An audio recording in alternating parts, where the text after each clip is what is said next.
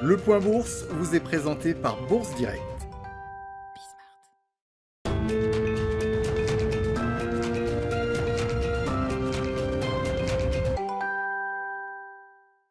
Le CAC 40 clôture dans le vert ce soir après une journée passée intégralement en hausse.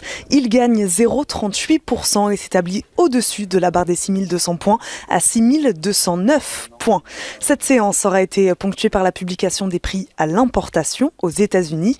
Ils ont augmenté de 1,2% en mars par rapport au mois précédent, progression un peu supérieure au consensus. De leur côté, les prix à l'exportation ont progressé de 2,1% en données brutes. Par rapport à mars 2020, les prix à l'importation et à l'exportation ont grimpé respectivement de 6,9% et de 9,1%.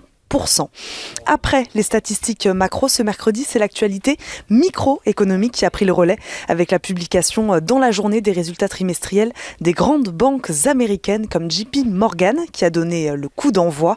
La banque frappe fort avec un bénéfice net multiplié par 5 à 14,3 milliards de dollars. Aux États-Unis, toujours le président de la Fed, Jérôme Powell, s'est exprimé au cours d'un événement organisé par l'Economic Club de Washington. La publication du livre beige de la Fed, point d'étape sur l'évolution de l'économie au cours des 2 derniers mois, est attendu quant à lui ce soir.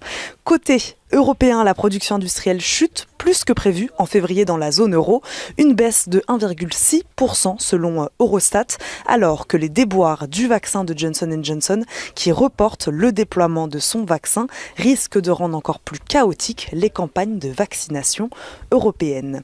Du côté des valeurs, aujourd'hui, on a suivi LVMH, bien sûr, nettement en tête du CAC après la publication des résultats spectaculaires. Hier, l'envolée des ventes de Louis Vuitton et Dior a permis aux géants français du luxe d'afficher un chiffre d'affaires en progression de 32% au premier trimestre. Les ventes ont atteint 14 milliards d'euros. Ils progressent de 2,86% à la clôture. Dans son sillage, les groupes Kering et Hermès progressent tous les deux, eux aussi, à la clôture. Mais aussi le groupe automobile Stellantis, le directeur général a annoncé qu'il allait produire un nouveau moteur dans son usine du Pas-de-Calais qui était, selon les syndicats, menacé. Nexity aussi, après la réalisation de son émission d'Océane 2028 d'un montant nominal de 240 millions d'euros. Elle permettra d'allonger la maturité de son endettement en finançant le rachat d'une partie des océanes en circulation à échéance 2023. Saint-Gobain également qui lance un fonds carbone interne. L'entreprise annonce vouloir engager tous ses collaborateurs sur la route de la neutralité carbone à horizon 2050 et contribuer aussi à l'atteinte de l'objectif de réduction des émissions de CO2 du groupe d'ici à 2030.